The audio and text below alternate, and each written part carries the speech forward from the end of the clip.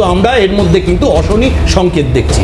আমরা দেখছি যেভাবে মুখ্যমন্ত্রী প্রতিটা ঘটনাকে এসআইআর এর সাথে গুলিয়ে দিচ্ছেন, যেভাবে মুখ্যমন্ত্রী প্রতিটা ঘটনাকে ভোটার লিস্টের শুদ্ধিকরণের সাথে মিলিয়ে দিচ্ছেন, এই জায়গায় কিন্তু খুব পরিষ্কার। আর মমতা ব্যানার্জি তো নিজে বললেনই যে উনি আজকে এটা করতে বলেননি, কোন কোন দিন উনি বলেছেন, এবং এসআইআরকে মাথায় রেখে ওনার মনিরুলেরা, ওনার বিধায়কেরা কোন কোন জায়গায় আগামী দিন এই ঘটনা ঘটাবার প্ল্যানিং করে রেখেছে। আমি আসবো পার্থদা হাত তুলেছিলেন, কিছু বলার ছিল পার্থদা।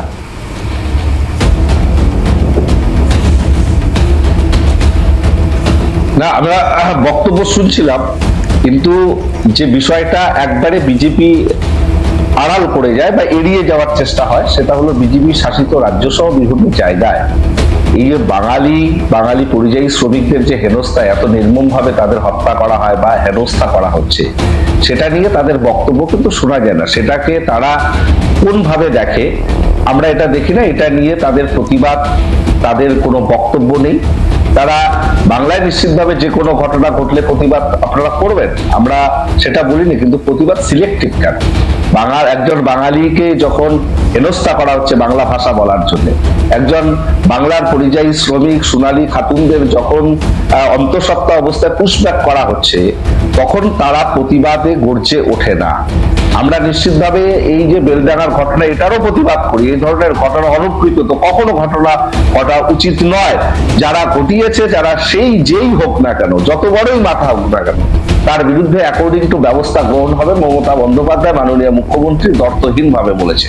কিন্তু বিজেপি শাসিত রাজ্য সহ বিভিন্ন জায়গায় বাঙালিদের উপর যে হেনস্থা, সেখানে কেন্দ্রীয় সরকার বা বাংলার যারা বিজেপি সাংসদ বা নেতৃত্ব রয়েছে, তারা কি ভূমিকা পালন করছে, কতটা তারা উদ্গ্রীব বা এ ব্যাপারে তাদের বক্তব্য কতটা স্পষ্ট।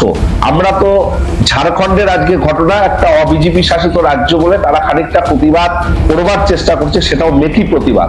কিন্তু বিজেপি শাসিত রাজ্যগুলোতে আকছার যে ঘটনাগুলো ঘটছে, পরপর আমরা দেখলাম সেই ঘটনাগুলো নিয়ে, বর্বরচিত আক্রমণগুলো নিয়ে, বা উড়িষ্যায় যত ঘটনা এই লাস্ট কয়েক মাসে সামনে এসেছে, সেটা মহিলা ধর্ষণ হোক, মহিলাদের উপর আক্রমণ হোক, নাবালিকা ধর্ষণ হোক, এটাও ঠিক যে একটা ঘটনা আরেকটা ঘটনাকে জাস্টিফাই করে না, আমি সেটা সেই জায়গায় আসছি না। কিন্তু এখানে যে পরিস্থিতিটা তৈরি হয়েছে বেলডাঙ্গায়, এর ডিভিডেন্ড নেওয়ার চেষ্টা করবে কোনো রাজনৈতিক দল কি? আমি সেই জায়গাটা একটু আসার চেষ্টা করব। আর এখানে একটা খুব গুরুত্বপূর্ণ প্রতিক্রিয়া হুমায়ুন কবিরের শোনাতে চাইবো। কিছুক্ষণ আগে অরিজিৎ দা যে কথা বলছিলেন, যে বাবরি মসজিদের প্রসঙ্গ, এই বেলডাঙ্গাতে বাবরি মসজিদের কথা বলছিলেন, এবং তৃণমূল কংগ্রেস এই বিষয়টার সঙ্গে নাকি কোনোভাবে যুক্ত। যাই হোক, হুমায়ুন কবিরের কি প্রতিক্রিয়া দেখুন।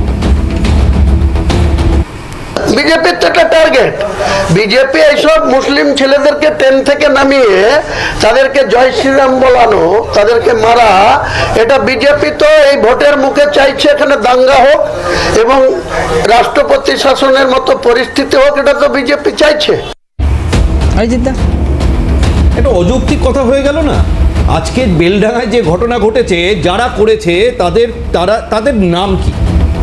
সবার আগে তাদের নাম পরিচয় সামনে আসা উচিত, এবং এটা বলে দেওয়ার অপেক্ষা রাখে না যে বেলডাঙ্গার যে অঞ্চল, সমগ্র বেলডাঙ্গা সম্পূর্ণভাবে সংখ্যালঘু অধ্যুষিত, যেখানে ভারতীয় জনতা পার্টির পেনিট্রেশন এখনো পর্যন্ত বলতে দ্বিধা নেই, যথেষ্ট কম। যদি কেউ এখান থেকে এই তত্ত্ব আবিষ্কার করে থাকে যে এই যে বেলডাঙ্গার ঘটনা, এর পিছনে কোনোভাবে ভারতীয় জনতা পার্টির কোনো ইন্ধন রয়েছে, তাহলে তো বলতে হয় যে মুর্শিদাবাদে আজকের দিনে তৃণমূল কংগ্রেস, হুমায়ুন কবির, এদের সমস্ত রাজনৈতিক সমস্ত কর্মকাণ্ড পুরো শেষ হয়ে গেছে। তার মানে ভারতীয় জনতা পার্টি যদি সেখানে আপার হ্যান্ড নিয়ে থাকে, তাহলে করলোটা কে? আমি তো মানে যেটা প্রথমেই আপনাকে যে উস্কানির কথা আপনারা বলছেন, যে এখনো ওখানে তো ভারতীয় জনতা পার্টির কথা কেউ ভাবতেও পারবে না, দূর তা। কে করলো জানেন তো? করলোটা কে? হ্যাঁ, করলো এই রাজ্যের পুলিশ মন্ত্রীর তৈরি করে দেওয়া মাইন্ডসেট। যে পুলিশ মন্ত্রীর জমানায় হাওড়াতে রামনবমীর মিছিলে পাথর ছোড়ার পরেও পাথর ছুঁড়নেওয়ালারা ফ্রি রোম করে ঘুরে বেড়ায়, যে মুখ্যমন্ত্রীর জমানায় মুর্শিদাবাদে দাঙ্গা করার পরেও অধিকাংশ দাঙ্গাকারী ফ্রি ঘুরে বেড়ায়, যে মুখ্যমন্ত্রীর জমানায় সংখ্যালঘুদের দুধেল গাই হিসাবে চিহ্নিত করে তাদের লাথি খাওয়াটাও যুক্তিসঙ্গত বলে মন্তব্য করা হয়, সেই পুলিশ মন্ত্রী, সেই মুখ্যমন্ত্রীর প্রতিটা পদক্ষেপ আজকের এই ঘটনার জন্য দায়ী। কারণ যারা ওখানে করছে তারা জানে, তারা যদি ওই ন্যাশনাল হাইওয়েটা বন্ধ করে শুধু না, ওখানে যদি আগুনও জ্বালিয়ে দেয়, এই মুখ্যমন্ত্রী নীরব থাকবে। ভোট ব্যাংক সংখ্যালঘু তোষণের জন্য এই মুখ্যমন্ত্রী পুলিশকে দাঁড় করিয়ে রাখবে। অরিজিৎ দা, মুখ্যমন্ত্রী আজকে যখন এই মহাকাল মন্দিরে শিলান্যাস করতে যাচ্ছেন, আপনারা কি আছেন পাশে, ব্যাপারটা সাধুবাদ জানাচ্ছেন? দেখুন, উনি মুখ্যমন্ত্রী হিসাবে যাচ্ছেন না আবার তৃণমূল সুপ্রিমো হিসাবে যাচ্ছেন, সেটা একটু ক্লিয়ার করে দিলে তারপরে আমাদের বলতে সুবিধা হবে। কারণ উনি তো আবার এক একটা কাজ এক একটা আঙ্গিকে করেন, এক একটা ক্যাপাসিটিতে করেন। তো উনি এটা কোন ক্যাপাসিটিতে করছেন সেটা যদি উনি বলেন তাহলে আমরা উত্তর দেব। বেশ, একটা বিরতিতে যাওয়ার আগে মমতা বন্দ্যোপাধ্যায় আজকে বলছেন যে কথা, যে বিহারে একজনকে পিটিয়ে হত্যা করা হয়েছে, এবং এই বিহারে হত্যা করার প্রসঙ্গ যখন উনি তুলছেন, যদিও ঘটনাটা ঝাড়খণ্ডে হয়েছে, তো তারপরে বিজেপির তরফ থেকে যে প্রতিক্রিয়া এসছে শুভেন্দু অধিকারী এবং সুকান্ত মজুমদার। প্রথমে শোনাই মমতা বন্দ্যোপাধ্যায় কি বলেছেন, দেখুন। সেটা থেকে দেখো, ক্ষোভটা স্বাভাবিক, যেহেতু হাজার হাজার লোককে নোটিশ পাঠাচ্ছে, পরিযায়ী শ্রমিকদের উপর অত্যাচার হচ্ছে, যুক্ত হয়ে যাচ্ছে, বিজেপি দাঙ্গাগুলো লাগাচ্ছে, এবং এর পেছনে গভর্নমেন্ট অফ ইন্ডিয়ার এজেন্সি আছে। আমি এটাকে নিন্দা করি, তীব্র নিন্দা করি, এবং আমি সংখ্যালঘু ভাই বোনদের কাছে আবেদন করবো, যারা করছেন শান্তিপূর্ণভাবে আমাদের উপর ভরসা রাখুন। আমরা তো আপনাদের সাথে আছি, সর্বধর্ম সমন্বয়ের সাথে আছি, সব মানুষের সাথে আছি। বিহারে কালকে একজনকে পিটিয়ে হত্যা করা হয়েছে, এবং প্রতিদিন পরিযায়ী শ্রমিকদের উপর অত্যাচার হচ্ছে, আক্রমণ হচ্ছে। ডাবল ইঞ্জিন সরকার, যেখানে বিজেপি গভর্নমেন্ট আছে, তারাই এখানে মানুষের নাম কাটছে, আর তারাই আমাদের লোকেদের পিটিয়ে হত্যা করছে। এর থেকে নক্কারজনক ঘটনা কিছু হতে পারে না। শুভেন্দু অধিকারী রাজ্যের বিরোধী দলনেতা এবং সুকান্ত মজুমদার কেন্দ্রীয় মন্ত্রী কি বলছেন, দেখুন। দেখছেন নরেন্দ্র মোদীজির ভূত বিজেপির ভূত, তাই হেমন্ত সোরেনকেও তিনি ঝাড়খণ্ডে জায়গায় বিহার বলে ফেলছেন। অবিলম্বে চিকিৎসা দরকার, এবং সবচেয়ে ভালো চিকিৎসা হয় রাঁচিতে। সেটাই এখন প্রশ্ন তৃণমূল কংগ্রেসের কাছ থেকে করতে চাই। ঝাড়খণ্ডে তো বিজেপি সরকার নেই, তাহলে আপনারা যে বাঙালি বাঙালি ঢো তোলেন তৃণমূল কংগ্রেসের নেতারা, তাদের কাছে প্রশ্ন করতে হয়, ঝাড়খণ্ডে তো আপনাদের বন্ধু সরকার, মমতা বন্দ্যোপাধ্যায়ের খাস বন্ধু, তার রাজত্বে এরকম হচ্ছে, তার জবাব তৃণমূল কংগ্রেস দেবে না? আর তার থেকে বড় কথা, যখন এই ছেলেটির মৃত্যু হয়েছে, তারপরে তার পরিবার মৃতদেহ নিয়ে অ্যাম্বুলেন্স নিয়ে চলে গেছে, তারপরে সেটাকে অজুহাত হিসেবে খাড়া করে ন্যাশনাল হাইওয়ে বন্ধ করে রাখা এবং ট্রেনের উপর পাথরবাজি করা, এটা তো অ্যাকসেপ্টেবল নয়। এবং পুলিশ দাঁড়িয়ে দাঁড়িয়ে দেখছে। এই ল অ্যান্ড অর্ডার পশ্চিমবঙ্গকে বাঁচাবে? পশ্চিমবঙ্গের হিন্দুদেরকে বাঁচাবে? এই অনুষ্ঠানে আমাদের সঙ্গে আইনজীবী সিপিএম নেতা অতনু চট্টোপাধ্যায় ইতিমধ্যে যোগদান করেছেন। অতনুকে স্বাগত জানাবো। আমি আসবো, অমিতাভদাও রয়েছেন, কিন্তু একটা আজকে সুকান্ত মজুমদার তিনিও খুব গুরুত্বপূর্ণ একটা কথা বলেছেন। কিছুক্ষণ আগে অরিজিৎ দা যে কথা বলছিলেন যে কেন বেলডাঙ্গা, এই চাকুলিয়া বলুন, চাকুলিয়ার যে ঘটনা ঘটেছে আপনারা দেখেছেন, শুধু চাকুলিয়া নয় আরও বেশ কিছু জায়গায় ঘটেছে, আমি আসছি সেখানে। চাকুলিয়া বলুন বা বেলডাঙ্গা বলুন, এই ধরনের ঘটনাগুলো এই সমস্ত জায়গায় ঘটার একটা ন্যারেটিভ বিজেপির তরফ থেকে দেওয়া হচ্ছে বলে আমি ধরে নিচ্ছি, যেহেতু সুকান্ত মজুমদারের মতো নেতা বলছেন বা অরিজিৎ দাও বলছেন। কিন্তু যেটা আমি বিরতিতে যাওয়ার আগে বোঝার বা জানার চেষ্টা করছিলাম, অমিতাভদা বা অতনু বিষয়টাকে কিভাবে দেখেন, যে এখান থেকে মানে রাজনৈতিক ফায়দা তোলার কোনো জায়গা থাকছে কিনা, আর থাকলে সেটা কোন রাজনৈতিক দল করতে পারে, ক্যাশ করতে পারে, কি মনে হয়? অমিতাভদাকে দিয়ে শুরু করি দাদা। দেখুন, এই যে ঘটনাগুলো ঘটছে, আজকে বেলডাঙ্গাতে যে ঘটনাটি ঘটলো সেটা হচ্ছে যে ঝাড়খণ্ডে একজন পরিযায়ী শ্রমিককে মেরে ফেলা হয়েছে। আজকে এইটাই হচ্ছে আসল কারণ। এর রূপটা যদি খুঁজতে যাই যে কোত্থেকে শুরু, তাহলে একটু বলতে হয়, যেদিন দিল্লিতে সোনালী খাতুনদের পরিবারকে বাংলাদেশে পাঠিয়ে দেওয়া হলো বাঙালি অস্মিতার কারণ দেখিয়ে, সেদিন থেকে আমরা কিন্তু এটার রূপটা খুঁজে পাই। তারপরে অসমে হেমন্ত বিশ্ব শর্মা বিজেপির মুখ্যমন্ত্রী, তিনি বাংলা ভাষা সম্পর্কে অনেক কথা বললেন, বিরূপ মন্তব্য করলেন। উড়িষ্যাতে একই জিনিস দেখতে পেলাম, এখানে বাংলা বলার অপরাধে তাকে পিটিয়ে মারা হচ্ছিল। এবং ভারতবর্ষের বহু জায়গায়, বিশেষ করে বিজেপি শাসিত রাজ্যে এই একই জিনিস কিন্তু ঘটেই চলেছে প্রত্যেক দিন।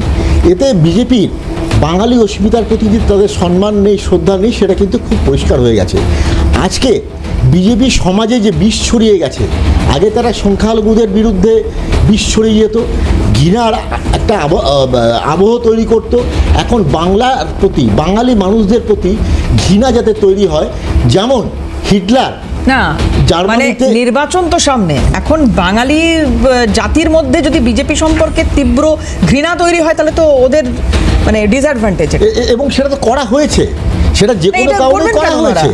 এটা অরিজিৎ দ্বারা করবেন কেন? কেন চাইবেন যে বাঙালি ভোট না দিক?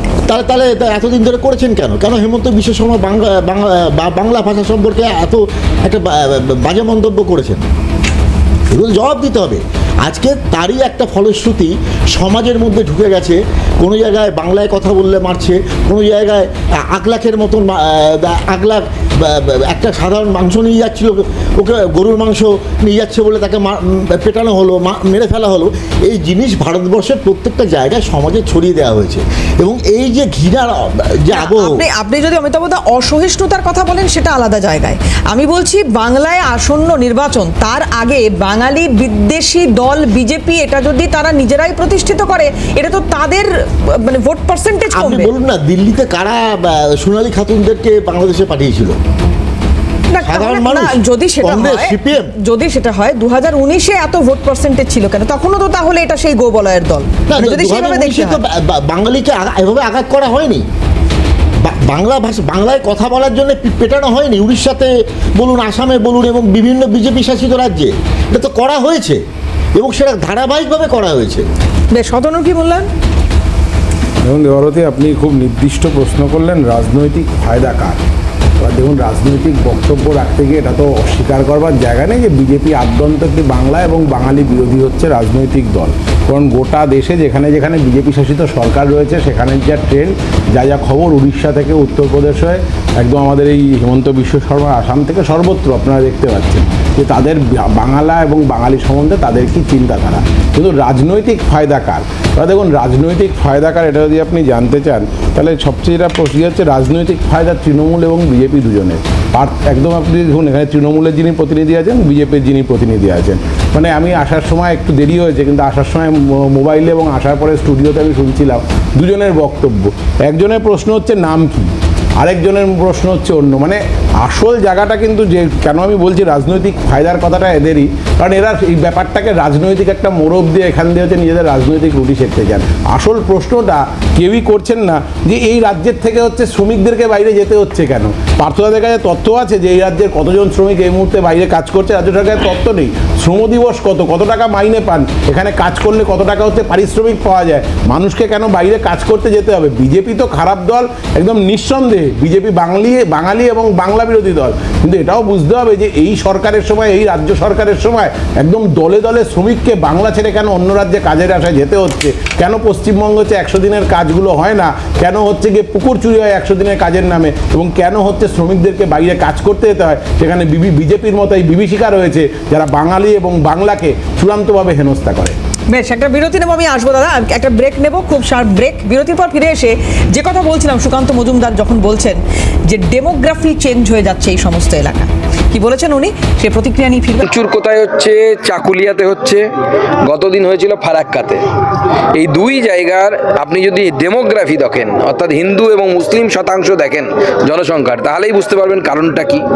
উদ্দেশ্য একটাই, চাকুলিয়ার বিধায়ক হোক বা ফারাক্কার বিধায়ক হোক, তারা তৃণমূল কংগ্রেস বিজেপি কিচ্ছু বোঝে না। তাদের একটাই কাজ, বাংলাদেশ থেকে আসা মুসলিম অনুপ্রবেশকারীদেরকে নাগরিকত্ব দেওয়ার ব্যবস্থা করা, করে পশ্চিমবঙ্গের ডেমোগ্রাফিকে পরিবর্তন করা এবং পশ্চিমবঙ্গকে ISIS-এর পীঠস্থান তৈরি করা, ইসলামিক জঙ্গিবাদের পীঠস্থান তৈরি করা। ভারতীয় জনতা পার্টি তার বিরুদ্ধে লড়ছে, আগামী দিনেও আমরা লড়ব। এই ফারাক্কা থেকে চাকুলিয়া যে ছবি আমরা দেখছিলাম, যে কখনো পাথর ছোড়া হচ্ছে, কখনো সরকারি সম্পত্তি ভাঙচুর করা হচ্ছে, বেলডাঙাতেও যে খুব সুখকর ছবি তা নয়। এই ঘটনাগুলোয় জানি না যে আজকের এই অনুষ্ঠান থেকে শেষ পর্যন্ত বুঝতে পারবো কিনা যে কারা এর পেছনে, কারণ এটা তো এমনিতেও তদন্ত সাপেক্ষ বিষয়, ডেফিনেটলি এটার হয়তো তদন্ত হবে, কারা পেছনে রয়েছে এই ঘটনাগুলোর বার হবে।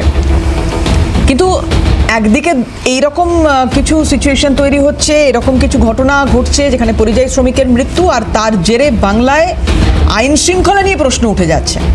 আর অন্যদিকে এসআইআর এর জন্য রাজ্যের উত্তর থেকে দক্ষিণে এই যে চাকুলিয়ার কথা বলছিলেন সুকান্ত মজুমদার, এই যে ফারাক্কার কথা বলছিলেন, এই যে শুভেন্দু অধিকারী যে পোস্টগুলো করেছেন, এবং গত 3-4 দিন ধরে যে বেশ কিছু জায়গা থেকে এরকম কিছু সমস্যা তৈরি হচ্ছে, জানি না কেন, যে এসআইআর পরবর্তী সময় যে শুনানি চলছে সেখানে এতগুলো অভিযোগ আসছে, এত বারবার এদেরকে ডাকা হচ্ছে। একটা জায়গার ছবি দেখাই, দেখুন, দিনভর অশান্তির ছবি ধরা পড়ছে। এবং শুধু এটা আজকের ঘটনা নয়, কোথাও গত বুধবার থেকে শুরু হয়েছে, কোথাও তারও আগে থেকে শুরু হয়েছে। চাকুলিয়ার কথা বলছিলাম, চাকুলিয়াতে কিন্তু শুনানি বন্ধ রয়েছে। এবার কবে শুনানি হবে, আবার নতুন করে কবে শুনানি শুরু হবে আমরা কিন্তু কেউ জানি না। এই যে 8 জায়গার ছবি এই মুহূর্তে দেখাচ্ছি, কতগুলো জেলা রয়েছে দেখুন, প্রত্যেকটা জেলায় যেখানে যেখানে সংবাদ মাধ্যমের ক্যামেরা পৌঁছতে পারে সেখানেই এই ছবি। এবার গোটা রাজ্যের ছবিটা কি হবে আগামী সময়ে জানি না। অমিতাভদা কিছু বোধহয় বলতে চাইছিলেন, আমি আসবো আপনার কাছে, তার আগে একটু পার্থদার কাছে যাই। পার্থদা, এই যে যা হচ্ছে, মানে এসআইআর সমস্যার কারণ কেন? তৃণমূল কংগ্রেস যেটা বারবার বলেছিল যে শুনানি পর্ব বলুন বা এসআইআর এর পুরো প্রসেস, এটাই এত দ্রুত কখনোই করা উচিত নয়, আর একটু সময় দেওয়া উচিত। আমার মনে হয় কংগ্রেস বা অন্য যারা বিরোধী দল রয়েছে, আমি যদি গোটা দেশের নিরিখে দেখি, তারাও এই একই দাবি করেছিলেন যে কেন এই সময়, কেন একটু পরে নয়, বা কেন আর একটু বেশি সময় নিয়ে নয়। আজকে যে ছবিগুলো ধরা পড়ছে, এটা কি তারই বহিঃপ্রকাশ?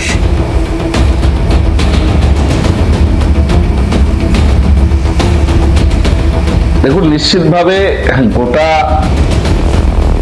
রাজ্য জুড়ে এসআইআর নিয়ে মানুষের মধ্যে উদ্বিগ্নতা দিন দিন বাড়ছে, কমছে না। যত সময় আসছে তত বেশি জটিলতা বা বিভিন্ন ধরনের সমস্যার মানুষ ফেস করছে।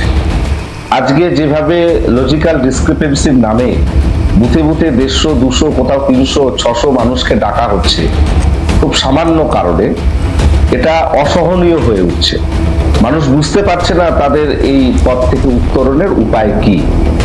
আজকে একটা সংখ্যালঘু মানুষদের বিভিন্ন সময় তাদের টাইটেল সারনেম ম্যাচ করে না, বাবার সঙ্গে মা, ছেলের সঙ্গে মায়ের, তারা ভিন্ন ধরনের বিভিন্ন জন বিভিন্ন রকম টাইটেল ব্যবহার করে। বা একটা মুসলমান পরিবার মেয়ে যখন বিয়ে হয় না, তখন সে লেখে খাতুন, বিয়ের পরে বিবি লিখছে, তারপরে বেগম লিখছে, কখনো বেওয়া লিখছে। তো এই যে বিষয়গুলো, সেগুলো এই ডেমোগ্রাফিক্যাল বা এই ধরনের যে বৈচিত্র্যময় বিষয়গুলো উপলব্ধি না করে একতরফা ভাবে এসআইআর ঘোষণা করে তড়িঘড়ি সময়সীমা বেঁধে দিয়ে তারা করতে চাইছে নির্বাচন কমিশন। কাকে স্যাটিসফাইড করতে যাচ্ছে সেটা আজকে দিনের আলোর মতো স্পষ্ট, বিশেষ করে লজিক্যাল ডিসক্রিপেন্সির নামে যে বুথগুলো থেকে সব থেকে বেশি মানুষকে ডাকা হচ্ছে, কাদের ডাকা হচ্ছে, আজকে এটা দিনের মতো স্পষ্ট। এবং উদ্দেশ্য কি রাজনৈতিক ভাবে সেটাও আমরা স্পষ্ট বুঝতে পারছি। মানুষকে হয়রানি করা হচ্ছে, এবং সব থেকে বড় কথা, ভূমিপুত্র যারা রাজবংশী আদিবাসী সমাজের মানুষ, তাদেরকেও এই সমস্যা ফেস করতে হচ্ছে। আজকে ভোটাধিকার প্রয়োগের জন্য ডাকা, নাকি তাকে প্রমাণ করতে হবে সে কতদিন থেকে এখানে নাগরিকত্ব থেকে আসছে বা তার সিটিজেনশিপ, আমরা বুঝতে পারছি না নির্বাচন কমিশনের এই কাজ কিনা।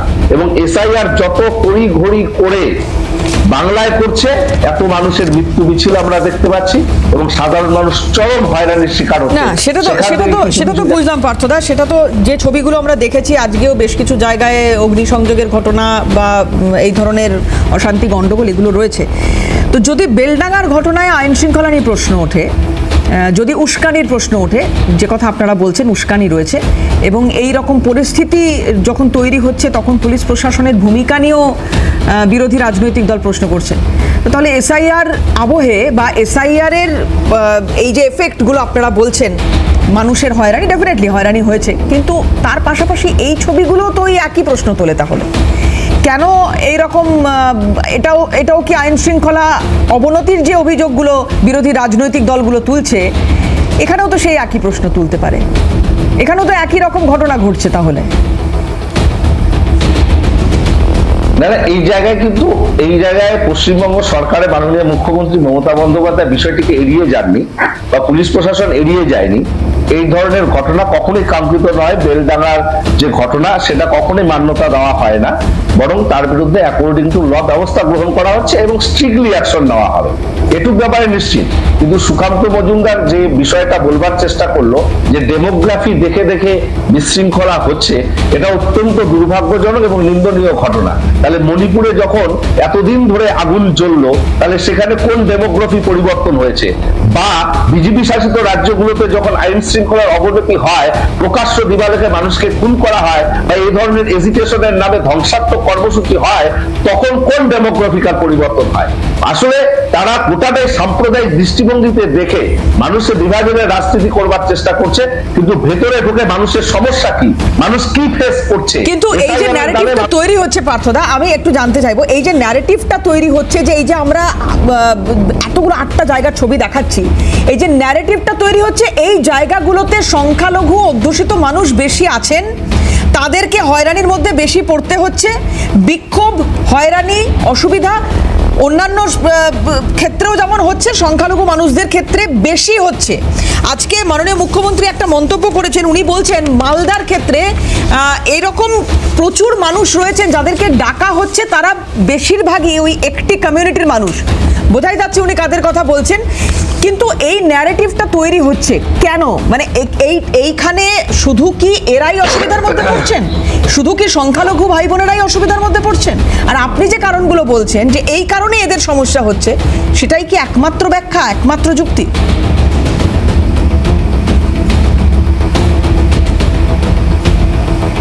না, এটাই শুধু একমাত্র যুক্তি নয়। আমরা একটা স্পেসিফিক, আমি কিছু উদাহরণ দিলাম, খুব আমি বলছি অনুপ্রবেশ ইস্যু নিয়ে যখন এত কথা বলেছে বিজেপির তরফ থেকে, বারবার বলা হচ্ছে অনুপ্রবেশ হয়েছে, তো তারপরে যখন এই ধরনের অসুবিধাগুলো হচ্ছে, গন্ডগোলগুলো হচ্ছে, যাই হয়ে থাকুক না কেন, তো সেক্ষেত্রে এদের কোনো ভূমিকা নেই বলছেন? এরা কি অনুপ্রবেশকারী নয়? নিউ টাউনে তো ফাঁকা হয়ে গেল এলাকা, আসলে সাধারণ মানুষকে হয়রানি করা হচ্ছে, চোর ধরতে গিয়ে গোটা গ্রামকে চোর বলে দাগিয়ে দেওয়ার চেষ্টা করা হচ্ছে, এটা কখনো মানা যায় না।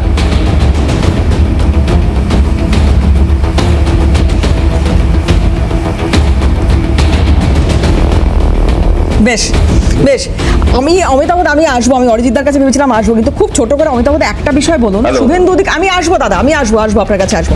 শুভেন্দু অধিকারী একটা কথা বলেছিলেন এসআইআর একদম শুরুর সময়, কার্বলিক অ্যাসিড ঢালা হচ্ছে সাপের গর্তে। এই যে ছবিগুলো এখন দেখছি, 8টা উইন্ডো করে আমরা দেখাচ্ছি, আরেকবার একটু ফুল স্ক্রিন যদি দেখানো যায়, এতগুলো জায়গায় আগুন জ্বলছে, অশান্তি হচ্ছে ওই কার্বলিক অ্যাসিডের জন্য। খুব স্বাভাবিকভাবে একটা জিনিস আপনি দেখুন, যে কমিশন প্রথমে যা বলেছিলেন, যেভাবে করব বলেছিলেন, তারপর থেকে নিয়মিত খামখেয়ালি একটা আচরণ করছে, কখনো লজিক্যাল ডিসক্রিপেন্সি বলছে, কখনো বা অন্য কিছু বলছে, এবং এর ফলে ভোটার তালিকায় নাম তোলার ব্যাপারটা নিয়ে একটা অস্বচ্ছতা চলে এসেছে এবং বিশ্বাসযোগ্যতার একটা বড় ধাক্কা খেয়েছে। আপনি বলুন তো, 90 লক্ষ মানুষের কাছে, বেশি ভোটারের কাছে বিভিন্ন এই অসামঞ্জস্যর ব্যাপারটা এসে গেছে, অসঙ্গতির কথা এসেছে, যেটা অন্যান্য যে কোনো রাজ্য অনেক বেশি কম। আজকে খবরের কাগজে দেখলাম মাধ্যমিকের যে নথিটা, অ্যাডমিট কার্ডে যেখানে বয়স লেখা থাকে সেটা বাতিল করে দিয়েছে। কেন? আজকে তারা একবারও, সুপ্রিম কোর্টের অর্ডার সত্ত্বেও, আধার কার্ডকে একমাত্র নথি যেটা সব থেকে বেশি মানুষের কাছে আছে, সেটাকে তারা গ্রহণ করছে না। এই যে এত বারবার সিদ্ধান্ত বদল, হোয়াটসঅ্যাপের মাধ্যমে জানানো থেকে আরম্ভ করে, কখনো বলছে ছবি লাগবে, কখনো বলছে ছবি না দিলেও চলবে ঐচ্ছিক, কখনো বলছে বিএলওদের এই ছবি তুলে আপলোড করতে হবে, কখনো বলছে ভিডিওগ্রাফি করতে হবে। এই যে ঘনবল এবং তারপর জেলে পাঠাবার, নির্বাচন কমিশনের যে ভূমিকাটা হওয়ার কথা বা আপনারা যে এক্সপেকটেশনটা রেখেছিলেন, সেই ভূমিকাটা তারা পালন করতে পারছেন না, সেটা যে কোনো কারণে হোক, আর সেই কারণেই এই ঘটনাগুলো, অসামঞ্জস্য, সেই কারণে এই ঘটনাগুলো। আমি আসবো দাদা আপনার কাছে। একটা খুব, মানুষ যদি বিপদে পড়ে, মানুষের যদি বলে মাধ্যমিকে ডেট অফ বার্থ, মাধ্যমিক সবাই আপনারা জানেন স্কুলের সার্টিফিকেটটাই সিন্স ইন্ডিপেন্ডেন্স আমরা ডেট অফ বার্থের সার্টিফিকেট হিসেবে গ্রহণ করি, কারণ আগে তো ইনস্টিটিউশন ডেলিভারি ছিল না স্বাধীনতার সময় থেকে। আজকে যদি হঠাৎ বলে দেয় 2 মাস বাদে যে আবার নতুন করে চ্যাপ্টার খোলো, এটা গ্রহণ হবে না। সুপ্রিম কোর্ট বলা সত্ত্বেও বলছে আধার কার্ড গ্রহণ হবে না। মানুষের মধ্যে অত্যাচারিত হতে হতে আমি মালদায় শুনেছি 90,000 লোককে, একটা কমিউনিটির লোককে 90,000 নোটিশ পাঠানো হয়েছে। অনেক জেলায় ট্রাইবালদের সব নাম কেটে বাদ দিয়ে দেওয়া হয়েছে, সবাইকে ডাকা হয়েছে। আজকে সাধারণ মানুষ যারা কোথায়, এমনকি ডোমিসাইল সার্টিফিকেট যেটা আমাদের রেজিস্টার্ড আছে সব জায়গায় অ্যাকসেপ্টেড হচ্ছে, বাংলায় বলছে হবে না। ভোট কি করবে ইলেকশন কমিশনের হোম মিনিস্টার দুজন মিলে আর বিজেপি পার্টি মিলে? অরিজিৎ দা, হ্যাঁ, ওনার কথার উত্তর তো দেবই। তার আগে প্রথমে ওই আমাদের ভাই অতনু দেখলাম যে আমাদের তৃণমূল সরকারের লাইনই বেশ বাঙালি অস্মিতা নিয়ে অনেক কথা বললেন। তা ভালো কথা, বোধোদয় হওয়া ভালো যে যারা একসময় রবীন্দ্রনাথকে বুর্জোয়া কবি আর নেতাজিকে তোজোর কুকুর আখ্যা দিয়েছিল, তারা আজকে বাঙালি অস্মিতার কথা বলছে, ভালো লাগলো। কাগজ দেখা, ফালতু কথা বললে কাগজ দেখাতে হবে। দ্বন্দ্বমূলক বস্তুবাদ বলে যে ওনাদের বিষয়টা, কাগজ দেখাতে হবে, কাগজ দেখান। সেটা পরিণত হয়েছে কাগজ চান আর নিজেরা দ্বন্দ্বমূলক ফালতু কথা বলবেন। কাগজ দেখান কোথায় সিপিআইএম বলেছে, ভেনেজুয়েলায় ওনারা কাঁদেন, কিন্তু বাংলাদেশে চিন্ময় প্রভু নিয়ে মুখ ও বাবা ও শোনা গো, বাংলাদেশ নিয়ে কোটা মিছিল লাস্ট বিজেপি করেছে। কথা হচ্ছে যে দুটো বিষয় আগো শোনা আমার, বাংলাদেশ নিয়ে কোটা মিছিল বিজেপি করেছে, সিপিআইএম গলি গলিতে মিছিল করেছে। আপনি কোটা মিছিল বিজেপি করেছে, ওই শুভেন্দু অধিকারী ভাট বকেছে খানিক মিডিয়াতে, আর আপনি এসেছেন তার ফেউ গাইতে। আপনার কথা শুনে হাসি ছাড়া আর কিছু আছেন? যে ভালো কথা, হাসির কথা শুনলে তো হাসবেনই। বিষয় খুব শুভেন্দুর কথা শুনলে আপনিও হাসছেন, ভালো হয়েছে। ডকুমেন্টের বিষয় খুব, আর সময় খুব বেশি বাকি নেই প্লিজ। হ্যাঁ, অ্যাডমিট কার্ড, একটা হচ্ছে অ্যাডমিট কার্ড নিয়ে দেখুন, আমি মমতা ব্যানার্জি যেদিন প্রথম এসআইআর এর ঘন্টা বেজেছিল সেদিনই মহুয়া মৈত্র মমতা ব্যানার্জির হয়ে সুপ্রিম কোর্টে ঘন্টা বাজাতে গিয়ে দৌড়েছিলেন। এবং তখন শুনেছেন কোথাও আজ পর্যন্ত যে কোনোদিন, আজ পর্যন্ত মানে গতকালকের আগে পর্যন্ত মাধ্যমিকের অ্যাডমিট কার্ডটাকেও গ্রহণযোগ্যতা দেওয়া হোক কোথাও বলেছিল? এসআইআর এর যে ডকুমেন্ট এগুলো তো জুন মাসে পাবলিশ করে দেওয়া হয়েছিল। আপনি কি নিয়ে আধার কার্ডে গিয়ে যখন সুপ্রিম কোর্ট থেকে বিফল মনোরথ হয়ে ফিরে এলেন, যেটা নিয়ে একটু আগে মিথ্যা কথা বললেন মমতা ব্যানার্জি, আমি বলছি কিভাবে, তখন এসে আপনি পরবর্তী দাবি কি রেখেছিলেন? আধার কার্ডটাকে তো সুপ্রিম কোর্ট বলে দিয়েছে যে পরিচয়পত্র সাথে অন্য ডকুমেন্ট দেখাতে হবে, তাহলে স্বাস্থ্যসাথী কার্ডটাকে মান্যতা দেওয়া। উনি কিন্তু একবারও বললেন না, এই যে জ্ঞানের বাণীগুলো দাঁড়িয়ে দাঁড়িয়ে যে দিলেন যে আমাদের পরিচয়পত্র, home delivery, Swiggy delivery, Zomato delivery, একবারও তখন বলেননি যে মাধ্যমিকের অ্যাডমিট কার্ডটাকেও দেওয়া হোক। বলতেই পারতেন, আদালতের সামনে আপনি বক্তব্য রাখতে পারতেন, আদালত মান্যতা দিলে হয়ে যেত। আধার কার্ডের বিষয়ে আমাদের কংগ্রেসের মুখপাত্র দাদাও বললেন, কিন্তু একটা জায়গায় বোধহয় একটু ভুল হলো যে আধার কার্ডকে মান্যতা দিচ্ছে না, এরকম তো বিষয়টা নেই। কারণ সুপ্রিম কোর্টের একক তথ্য হিসাবে, একক ডকুমেন্ট, ঠিক বলেছেন, একদম ঠিক কথা বলেছেন, একদম সঠিক কথা বলেছেন। এবং সেটা কার নির্দেশে? একক তথ্য হিসাবে আপনি সুপ্রিম কোর্টের জাজমেন্টে, আপনাকে অনুরোধ করবো এই বিষয়ে মামলাটার লাস্ট প্যারাগ্রাফটা পড়ে নিতে। সেখানে সুপ্রিম কোর্ট দ্ব্যর্থহীন ভাষায় বলেছিল যে আধার কার্ড দাবি অনুযায়ী আমরা প্রডিউস করার অনুমতি দিচ্ছি এই শর্তে যে আধার কার্ড নাগরিকত্বের কোনো পরিচয়পত্র নয়, ব্যক্তি পরিচয়পত্র হিসাবে যদি দেওয়া হয় তাহলে তার সাথে উপযুক্ত অন্য কোনো ডকুমেন্টও দিতে হবে। এটা তো সুপ্রিম কোর্টের নির্দেশ ছিল, এটা ভারতীয় জনতা পার্টি বা ইলেকশন কমিশন কি করবে? কিন্তু এখানে একটা যেটা বিষয় যেটা রয়েছে, আমাদের তৃণমূল মুখপাত্র বলছিলেন, উনি একজন, আমি যতদূর জানি উনি একজন বিধায়ক, তাই তো? উনি একজন বিধায়ক, অর্থাৎ সাংবিধানিক চেয়ারে উনি বসে রয়েছেন। ওনার কাছ থেকে যখন এই ধরনের কথা আসে যে বিভিন্ন মানে স্পেসিফিক, প্রাক্তন বিধায়ক, আমি মার্জনা চেয়ে নিচ্ছি, প্রাক্তন বিধায়ক, তো ওনাদের কাছ থেকে যখন এই ধরনের কথা আসে যে একটা বিশেষ কমিউনিটি এর জন্য সাফার করে যাচ্ছে, কারণ কি না একটা বিশেষ কমিউনিটিতেই দেখা যাচ্ছে যে বাবা এবং সন্তানের মধ্যে বয়সের ডিফারেন্স 12-র কম। একটা বিশেষ কমিউনিটিতে যদি দেখা যায় যে ঠাকুরদা ঠাকুমার সাথে বয়সের ডিফারেন্স 40-এর কম, আমি সংখ্যাটা বলে দিতে পারি, যদিও সেটা কোনো স্পেসিফিক কমিউনিটি নয়। মানুষের ইলেকশন কমিশনের যে নির্দেশগুলো ছিল, যেমন আমি 3টে উদাহরণ দিই, যে বিএলও মানুষকে এনুমারেশনে বাড়ি থেকে বেরোতে হবে, বিএলও বাড়িতে দরজায় দরজায় যাবে, একবার নয় 3 বার যাবে, সেটাকে ভায়োলেট কারা জোর করে করালো? এই তৃণমূলের কর্মীরা জোর করে বিএলওকে বসিয়ে রেখে দিয়ে মানুষকে বার করলেন।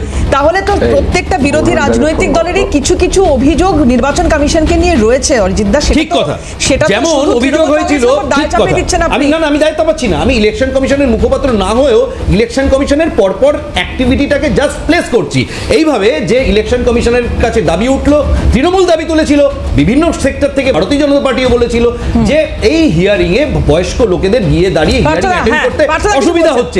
ইলেকশন কমিশন সার্কুলার পাবলিশ করে বয়স্ক লোকেদের যারা সিনিয়র সিটিজেন তাদেরকে বাড়িতে হিয়ারিং করার সুযোগ করে দিল। কমিশনের তাহলে ইলেকশন কমিশনের যে পদক্ষেপগুলো যে কোনো রকমের কমপ্লেক্সিটিকে কমানোর দিকে, এনারা তার মধ্যে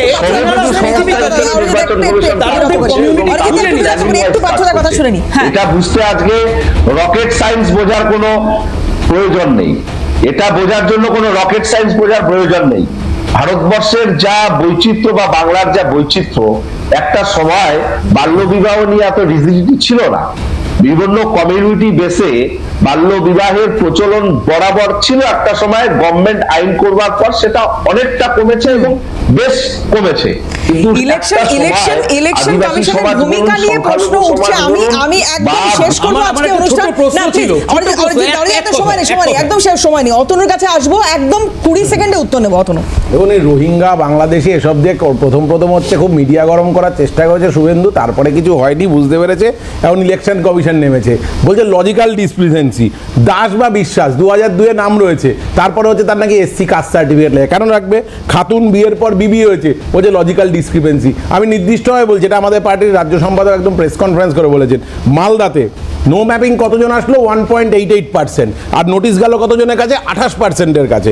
মুর্শিদাবাদ নো ম্যাপিং আসলো 2%-এ, নোটিশ গেল কোথায়? 30%-এর কাছে। তাহলে গোটা একদম নির্দিষ্টভাবে হচ্ছে ইলেকশন কমিশনকে কাজে লাগিয়ে প্রকারান্তরে বিজেপি যে এসআইআর এর যে মূল ভাবনাটা ছিল, যারা স্বচ্ছ নির্ভুল একটা ভোটার লিস্ট, তার মানে অমিতাভ দা বা অতনুরাও মনে করছে তৃণমূলের সঙ্গে তৃণমূলের সঙ্গে না দেবারতী, এটাকে তৃণমূলের সঙ্গে মেলানোর কথা বলবেন না। যে বিজেপির অঙ্গুলি হেলনে কাজ করছে, বিজেপির অঙ্গুলি হেলনে কাজ করছে ইসি, বিজেপির অঙ্গুলি হেলনে কাজ করছে ইসি। একদম না, অরিজিৎ একদম শেষ করবো। অরিজিৎ জন্য আমরা এসআইআর এর পক্ষে, বিজেপির অঙ্গুলি হেলনে এসি কাজ করছে, এরাও তাই প্রক্রিয়া। এসআইআর হলে ভুয়ো ভোটার, মৃত ভোটারের নাম বাদ যাবে, যা কিনা তৃণমূল তুলেছে, আমরা সেই এসআইআর এর পক্ষে। লেগে যাবে। ইলেকশন কমিশনের কোন নোটিফিকেশনে কোন রকম কাস্ট বা রিলিজিয়াস উল্লেখ করে কি কোনো নোটিফিকেশন হয়েছে? যা হয়েছে সবার জন্য সমানভাবে হয়েছে। এখন কোন জায়গায় যদি দেখা যায় ডিসক্রিপেন্সি বেশি, সেটা কি ইলেকশন কমিশনের দায়? দায় তাদের। লজিক্যাল ডিসক্রিপেন্সি নামে যে ভাষাটা হচ্ছে, আপনি কোটা মানছেন? এই লজিক্যাল সময় দেওয়ার জন্য প্লিজ প্রত্যেককে ধন্যবাদ। আজকে এখানেই শেষ করব। অন্যান্য সমস্ত খবরের জন্য চোখ থাকুক CNN।